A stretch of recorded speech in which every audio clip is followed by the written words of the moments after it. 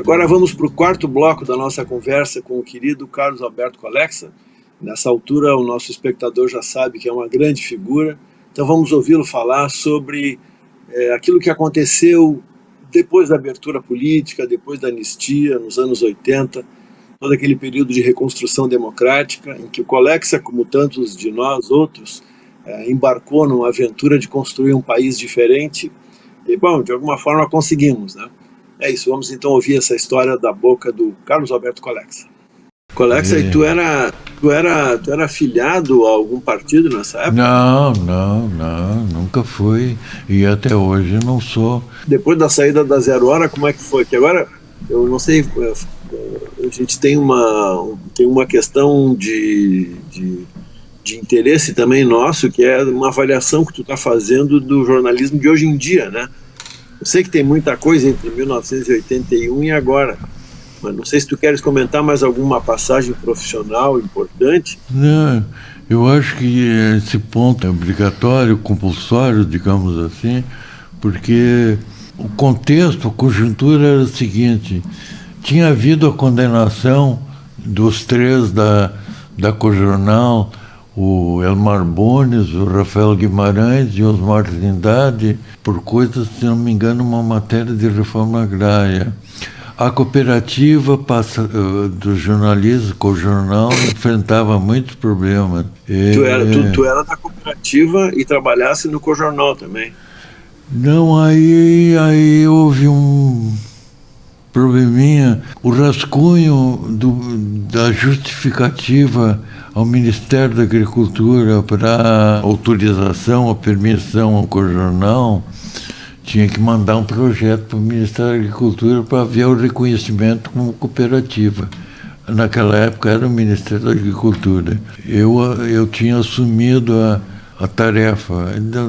Eu vou fazer um rascunho, vocês acharem que é isso, mandem para lá, senão não. E passei uma noite inteira batendo máquina e fazendo a argumentação, porque para entregar no dia seguinte, que era o vencimento do prazo do pedido. E aí, fundada com o jornal, eu fui eleito, junto com outros, um conselheiro da Cojornal. Só que naquela época eu andava numa fase muito difícil e tal, financeira inclusive. Como eu não podia participar das reuniões, eu chegava atrasado nas reuniões, porque eu tinha que pegar um ônibus para o centro, depois outro ônibus para a floresta e tal, aquela coisa toda. Então eu recebi um ultimato: se não puder aparecer, peça demissão. Eu digo, sim senhor, estou demitido. Nunca mais voltei, né? Depois desse episódio da Cojornal, você criou o jornal Denúncia, não é? O Sim. Teu jornal. Sim, que foi o marco divisor de águas aí de tudo isso que nós estamos conversando. Bom, o que ia acontecer? O Jair Soares era o candidato da Arena. Ele teria o 82. apoio. Ele teria o apoio subretício da Zero Hora, né? E eu cheguei a dizer isso para o Maurício quando ele me chamou. Afinal de contas, por que está saindo? Porque a Zero Hora vai apoiar o Jair. E tu queres que eu apoie o Simão? Eu digo, não quero que apoie ninguém. Eu quero fazer uma coisa limpa e tal. E aí me deu a ideia de fazer um jornal que, de certa forma, cumprisse o papel do Cojornal e que contaria com apoio político e profissional para isso, né? Com uma diferença: esse jornal não seria como opinião e como movimento que tratava das questões macro do regime, né? Da situação. Seriam voltados às coisas específicas do dia a dia, do cotidiano do Rio Grande do Sul. E nisso né, devido à minha posição de chefe, super-chefe de reportagem, porque eu era o editor de produção que mandava nos 3 chefes de reportagem, né? Então a gente ficava sabendo de tudo e tal, aquela coisa toda.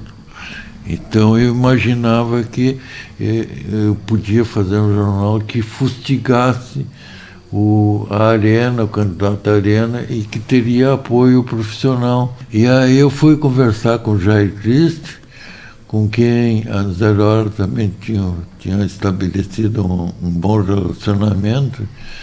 A gente chegava a atuar até no resgate de presos políticos. Fomos buscar um cientista uruguaio na madrugada do dia 1º de 80, eu acho, 80, 81, o cientista Cláudio Bener, que vinha com uma cápsula de veneno na palma da mão, saiu de Montevidéu e foi ao Chuí, onde nós esperávamos ele, com aquela cápsula na mão, se ele fosse interceptado, porque ele estava preso, mas ganhou uma licença para ir passar o Natal com a família, passar o Ano Novo com a família. E aproveitou para fugir, trazido por um amigo, combinado com o Movimento de Justiça e Direitos Humanos, é que ele seria esperado por nós no Chuí, né?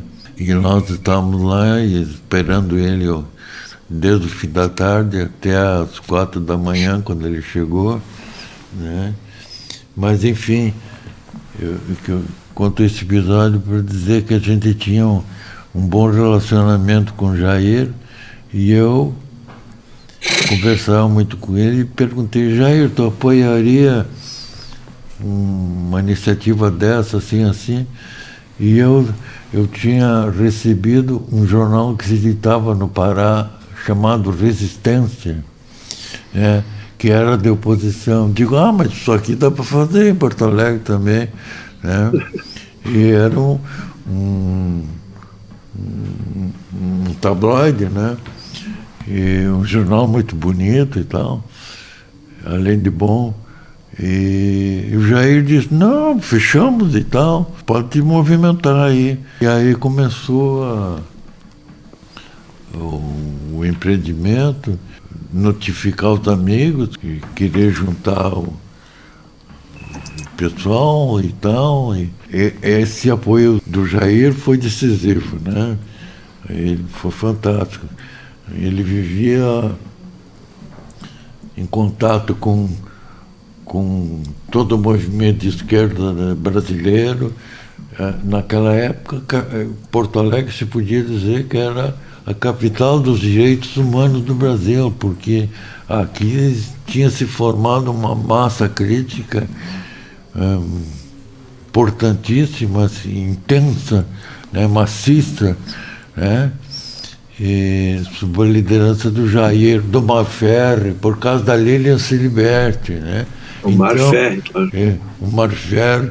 Aí aconteceu esse episódio desse cabo que fugiu do Uruguai, que tinha participado, inclusive, da tortura da Lilian lá em Montevidéu, quando ela foi devolvida dos uruguaios. E aí, então, houve outro apoio muito bom, que me abriu as portas do PT, de Caco Schmidt e João Batista Marçal. Aí constituímos uma editora, né? Os 3 eram sócios dessa editora.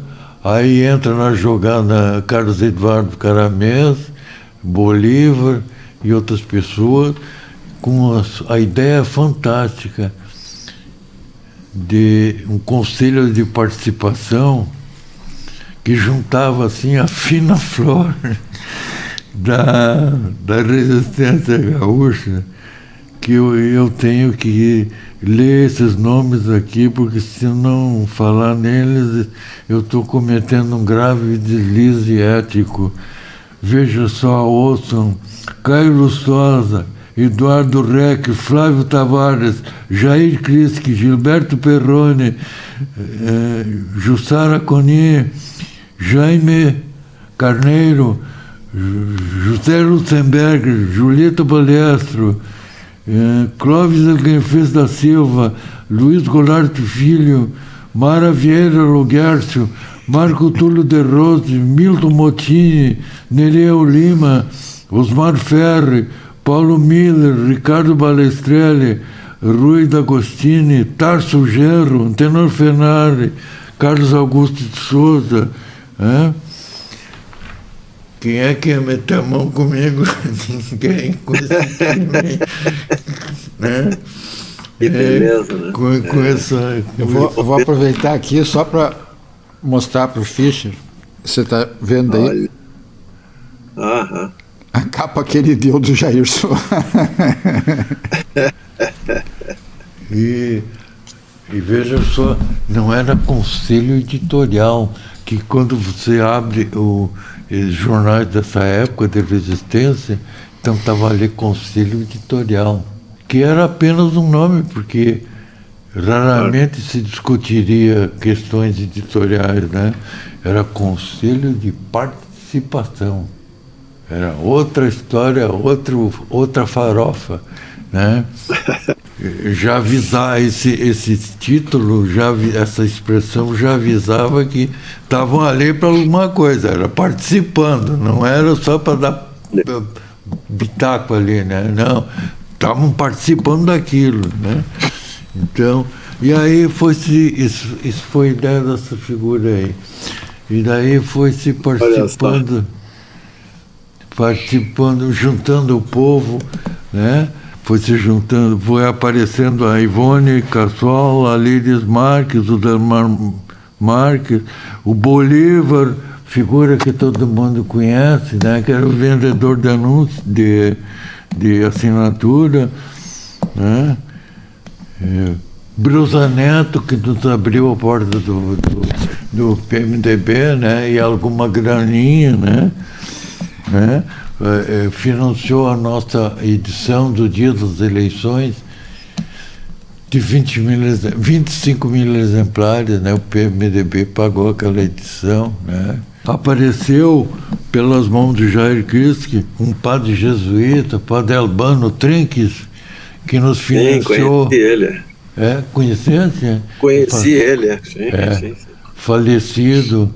Ele entrou com marcos alemães, que possibilitou que a gente comprasse um Fuquinha seminovo ou semivelho, como quiserem, né? Mas com aquele Fuquinha a gente podia andar mais. O Denúncia, Fischer, vivia da venda em banca. Vendia muito jornal. Tínhamos 80 bancas. E nós mesmo que dobrávamos o jornal, distribuíamos banca por banca, porque tinha aquela coisa dos atentados à banca. Então, esse episódio que o Colexa está contando é muito importante, com o Tico, com o Bolívar, porque nós tínhamos uma relação direta com as bancas. Era aí que morava a nossa força, na questão do jornal ser distribuído e vendido em banca. A banca da rodoviária, por exemplo, vendia 400 jornais. Porque o pessoal do interior, a gente não podia mandar para o interior, a não ser para os assinantes. Então, o pessoal do interior já sabia, quando vinha a Porto Alegre, passava na banca da rodoviária, que vendia 400 jornais. Né? Que legal. O pessoal caía na banca ali, né? E a banca ficava muito feliz porque estava ganhando dinheiro, né? Também tínhamos a distribuição nas associações de bairro, né? Se encarregavam de vender o jornal nos bairros, né?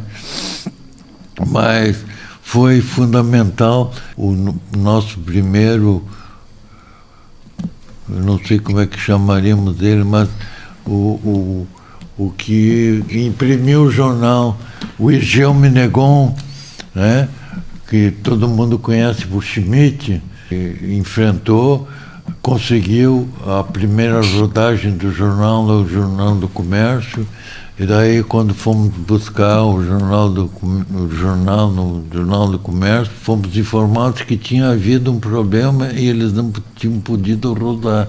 E aí nós fomos para o pátio do Jornal do Comércio, eles tinham rodado, quando se deram conta, levaram a edição pro pátio e botaram fogo nos jornais, e a gente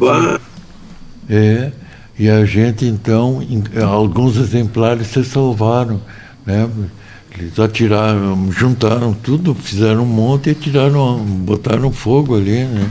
E depois atiraram água para apagar o fogo, né? E mais alguns se salvaram. Aí o Schmidt voltou a conseguir uma gráfica que imprimisse o jornal, então aí conseguimos sair, né?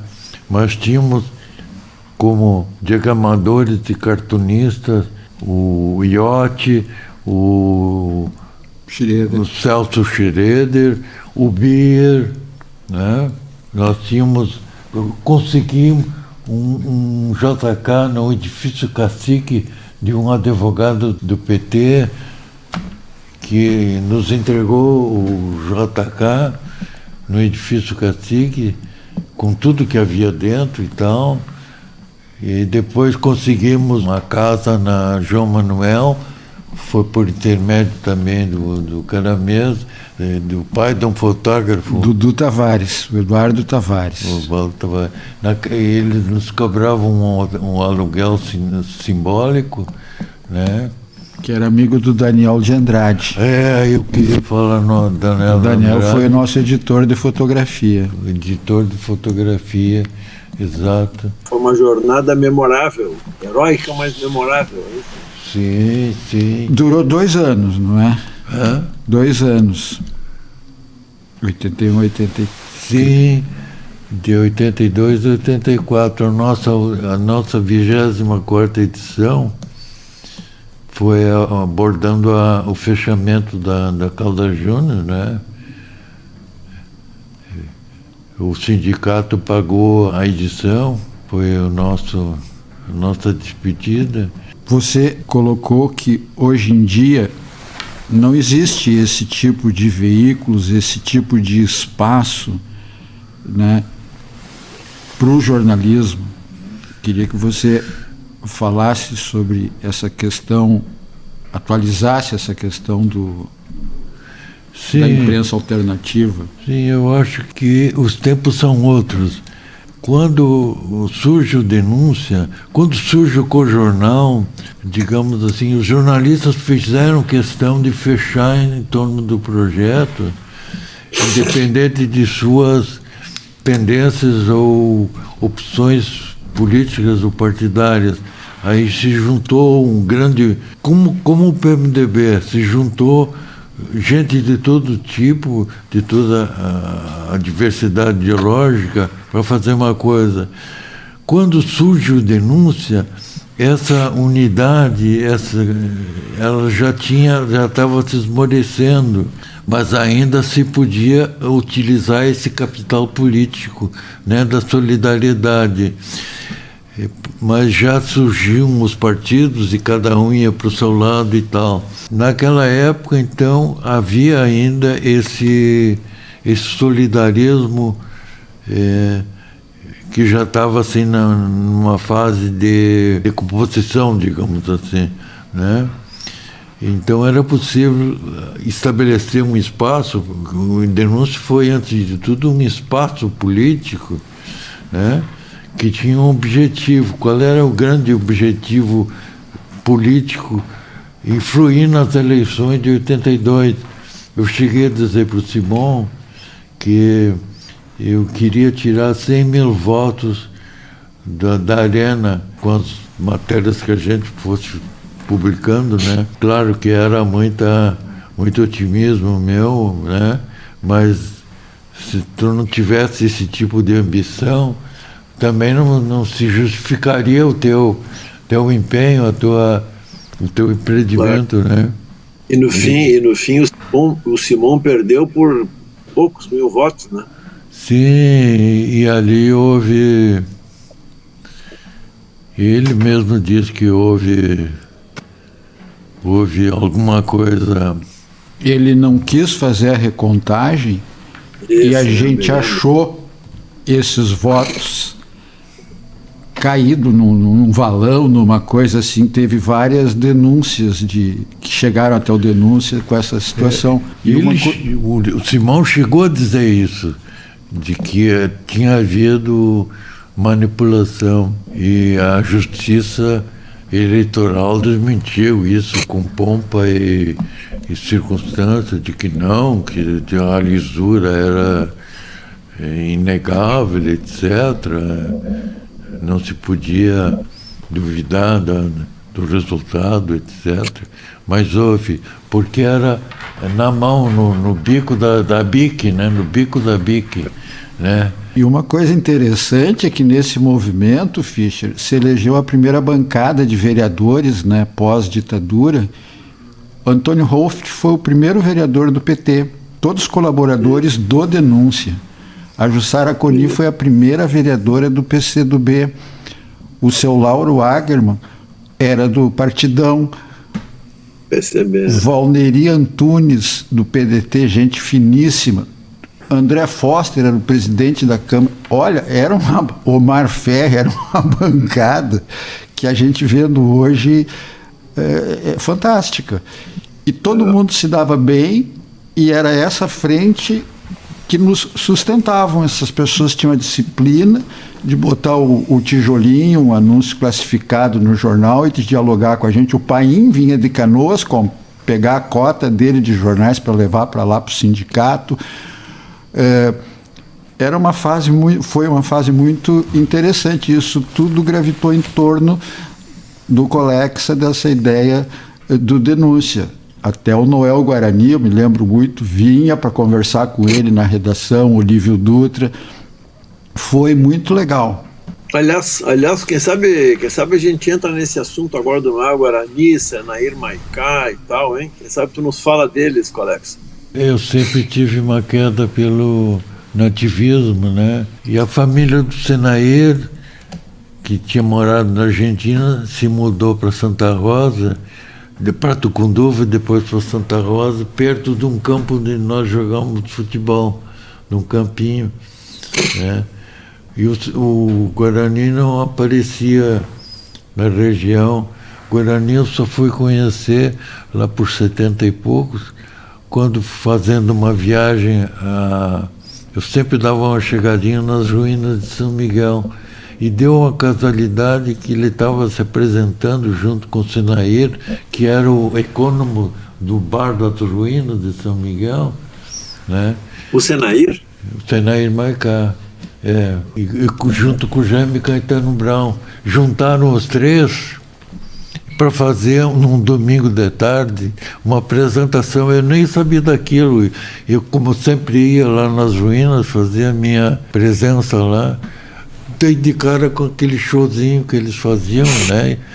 Cobrava o ingresso de quem quisesse entrar no restaurante assim que tem nas ruínas, né? E foi aí que conheci o Guarani e publiquei uma página central com o show que eles fizeram, e eles ficaram muito surpresos, né, com aquilo que não imaginavam.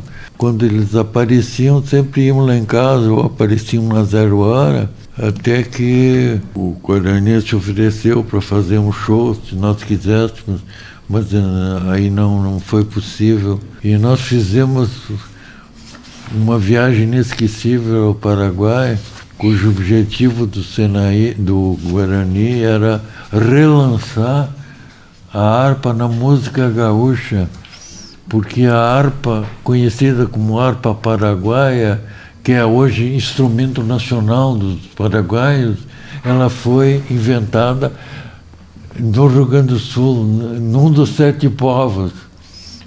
E o Guarani sabia disso e queria reproduzir a harpa na música gaúcha. E aí ele convocou, fomos acampar para pescar no mato lá, perto de Encarnação, né, que tinha sido a primeira redução jesuítica. E o Guarani percorreu os boliches da cidade dizendo que nós estávamos acampados em tal lugar, e quem quisesse aparecer para tocar uma gaita, uma harpa aparecesse, quem sabe seria contratado para se apresentar no Brasil. Aí apareceram lá 4 ou 5 arpistas paraguaios, levaram a harpa, né? E no meio do mato, na escuridão, só via o fogo que a gente cozinhava ali. Eu ouvi um recital fantástico de harpa, né? Com o Guarani no violão, o Senair no seu violão também, e esses paraguaios se revezando na harpa, cada um pegava uma harpa e tocava o que achava que devia tocar, e o Guarani ficava tocando violão junto com o Senair. Inesquecível isso. Puxando um pouco para o presente das ideias, porque o Colex ele é uma pessoa atuante até hoje, então é uma história longa, mas não tem aposentadoria. Aposentado, mas não inativo. Exato. E ele tem uma frase que eu acho que pode servir para a gente passar para o outro lado, que diz o seguinte: em 2013 foi esticado o pavio, em 2016 conectado, e em 2018 foi aceso. De lá para cá, apenas juntamos os cacos do futuro que estava a um palmo do nosso nariz. Tu podia, por favor, comentar essa gira 2013 até nós chegar onde a gente está hoje? É um capítulo que vai levar anos para a gente conseguir decifrar isso, mas a verdade é que as forças reacionárias, conservadoras, ultradireitistas, elas foram se juntando nos governos do PT, foram acumulando energia e foram se identificando uma com as outras, até que formaram uma massa crítica tensa, capaz de reverter o processo pelo qual o PT estava levando, encaminhando, né, com seus repetidos governos. Um processo, evidentemente, de alta solidariedade social, de reinclusão das franjas e dos contingentes de excluídos. Esse era o quadro. Só que de iniciativa em iniciativa, as cotas, o salário mínimo, a política internacional, tudo isso foi criando um clima adverso que foi ao mesmo tempo se compactando, e chegou um momento no governo da Dilma que foi tramado o golpe que se deu, que derrubou a Dilma, né? E que desencadeou todo o processo que nós estamos vivendo hoje, em que se apostou num insano, né? Num desequilibrado, num incapaz, desde que não fosse do PT, né? E as elites brasileiras deram graças a Deus que encontraram alguém capaz de despertar de arrebanhar todo esse sentimento anti-PT, que na verdade não é anti-PT, isso é uma invenção da mídia, anti-solidarista, anti-desenvolvimentista, anti-inclusiva. Inclusiva, sim. Então todas essas forças se juntaram e, desgraçadamente, se descobre que elas são maioria hoje na sociedade, né? E o melhor foram até o episódio da eleição, mas elas são suficientes para levar o Brasil à fronteira entre a barbárie e a civilidade. Nós estamos na beirinha da barbárie e muito próximos de atravessar, e quem sabe já tenhamos atravessado a linha divisória entre a civilidade e a barbárie, e esse seja um problema irreversível. Como você vê o comportamento da grande imprensa nesse processo? Em algum momento, em algum lugar, reuniram-se em fins da década de 70 os grandes barões da grande mídia e constataram a unificação da sua linha editorial, como se o Brasil fosse uma sociedade homogênea, de uma só uniclassista, né? Desde então, eles foram unificando a sua linha editorial, uniformizando a sua linguagem, de maneira tal que tu encontras, salvo diferenças de estilo e de outra coisa, as mesmas posições, os mesmos assuntos, os mesmos temas. Houve o fechamento físico de uma rede de sucursais por todo o Brasil, a tal ponto que hoje só existe um correspondente dos grandes jornais brasileiros para a Amazônia. Só a Folha de São Paulo tem alguém que está lá na Amazônia para dizer o que está acontecendo. O Globo diz que tem a TV Globo, as afiliadas da TV Globo, que não transmitem coisa nenhuma de lá do que está acontecendo na Amazônia, né? Então, é inadmissível o que aconteceu com o fechamento das sucursais. Mas por que o fechamento das sucursais? Porque era preciso unificar a pauta, a linha editorial do grande jornalismo brasileiro, de maneira tal que ele ficasse dependente do eixo Rio-São Paulo. Acabou o Brasil para a grande imprensa, tu não sabes o que acontece. Até o ano passado, nós tivemos uma seca horrível no Nordeste, de vários anos, de seca terrível. Eu pergunto, alguém leu nesses últimos anos alguma notícia sobre essa grande seca que aconteceu no Nordeste e suas? Não, ninguém foi lá ver o que estava acontecendo no Nordeste, nem noticiaram. E foi aí que o Lula inventou a transposição do Rio São Francisco, né? Que hoje, que houve grande oposição, né? E hoje está sendo ampliada e desenvolvida, né?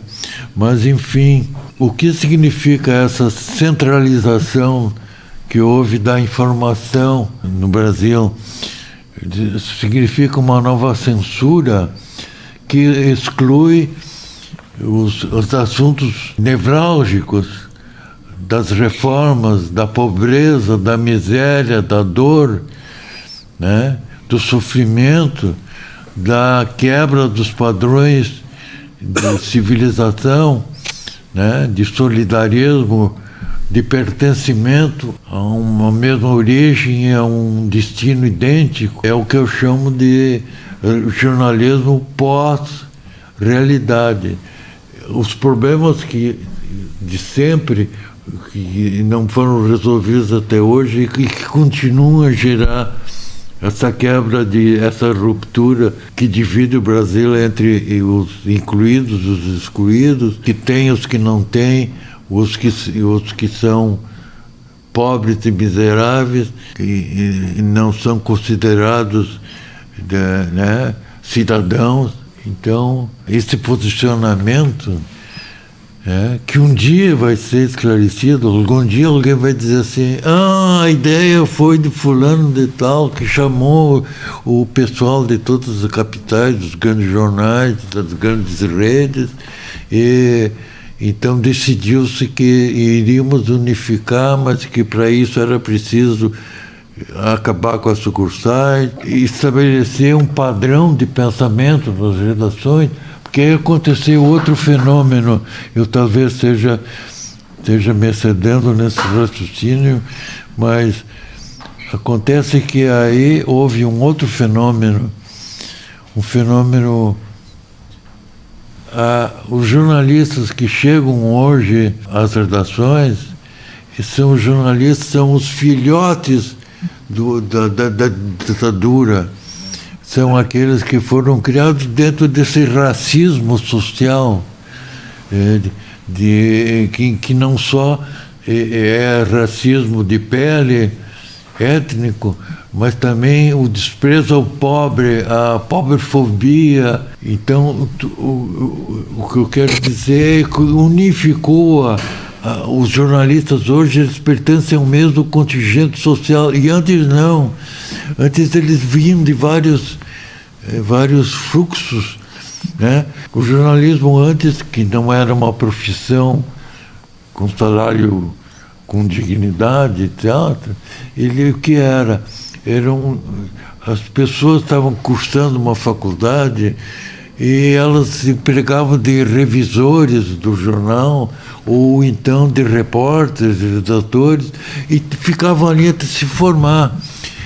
E vinham aqueles que gostavam de alguma forma, imaginavam que iam se realizar no jornalismo, mas eram de várias procedências, outros eram comunistas, outros eram trabalhistas, outros eram reacionários, mas havia uma diversidade ideológica dentro das redações e um clima correspondente a isso. Hoje não, hoje todo mundo pensa pela mesma bitola não liberal, e então quando se unifica o pensamento jornalístico, eles acham normal. Não, o Brasil sempre foi isso. Não, o Brasil nunca foi isso. Essa unificação que houve, ela tem a concordância da nova geração de jornalistas. Agora, evidentemente, que como acontece historicamente, vai haver uma contestação desse modelo à medida que os exageros e os excessos forem sendo devidamente decifrados, né? Mas é uma coisa que vai levar tempo para acontecer. Você me falou, Colex, nessa situação que a gente colocou da imprensa, a questão que talvez seja um problema nosso, das concessões aos meios de comunicação, né? Nesse meio tempo, não houve nenhum controle de mídia, nenhum tipo de regulamentação em nenhum dos governos, e que gerou, hoje nós temos, por exemplo, uma empresa como a TV Record, que é de um evangélico, que é de um bispo, né? A comunicação social, o jornalismo, a grande imprensa, como a gente diz, é o único setor da economia brasileira que não tem regulamentação. É o único que não tem uma lei que diga vamos fazer isso, vamos fazer aquilo, não pode fazer isso, não pode fazer aquilo. Isso tudo é escamoteado em nome da liberdade de expressão. Quando alguém contesta isso, a Globo e um deputado lá apresenta qualquer projeto lá na Câmara dos Deputados, a Globo enche um avião com os artistas das 7 novelas que vão no Rio desfilar na passarela do Congresso e acontece então que aquela ideia, aquela iniciativa é anulada, ela é simplesmente pulverizada. As concessões de rádio e TV, elas são hoje o tráfico mais imoral do Congresso, tráfico de influência. Boa parte dos deputados e senadores é detentor ou então é sócio oculto de rádios e televisões. E eles estão no Congresso por estarem sempre na telinha ou na latinha. É um caso escabroso de tráfico mesmo de influência, né? Tudo isso em nome da liberdade de imprensa. Hoje tu tens um novo tipo de censura que é a autocensura. Só devemos trabalhar determinados assuntos do ponto de vista cultural e político, e tais organizações são vilipendiadas, são execradas, né? E seus personagens são transformados em inimigos públicos. O que fizeram, o que a Veja fez com o Stedley, por exemplo, não tem compreensão assim, pelas regras da civilização, botaram ele de bandido na capa. Esse tratamento, ele dá uma ideia da selvageria, da brutalidade, da perversidade das elites brasileiras, né? E do que isso significa para a grande mídia, né? E para a comunicação dos brasileiros entre si.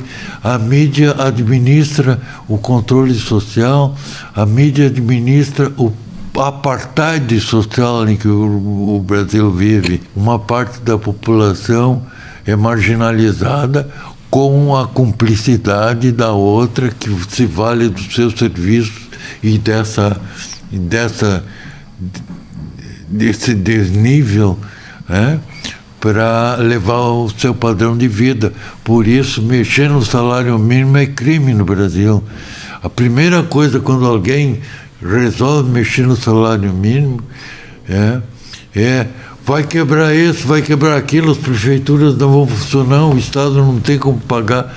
Há uma cortina de fumaça para transformar o salário na causa da desgraça nacional, quando ela é bem outra, né?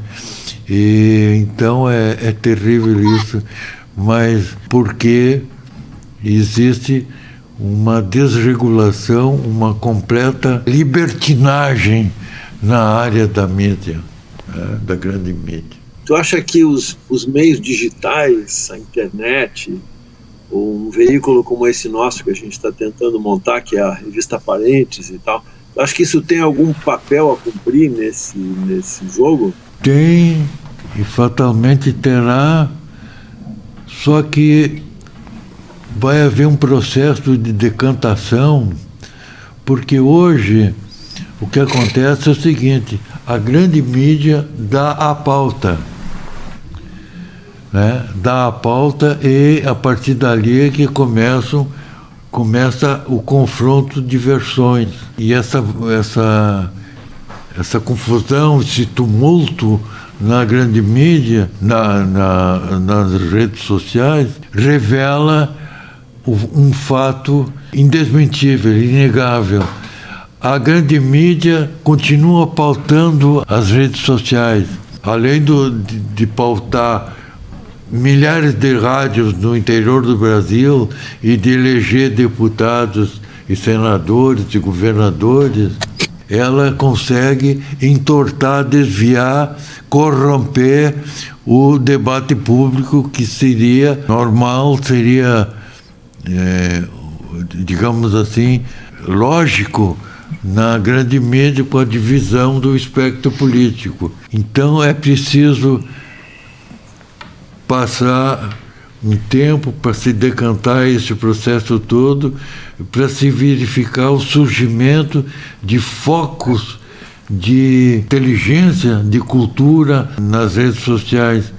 Só que aí tem um problema: seguramente metade, ou quase metade da população brasileira já caiu na truculência, já desistiu do Brasil.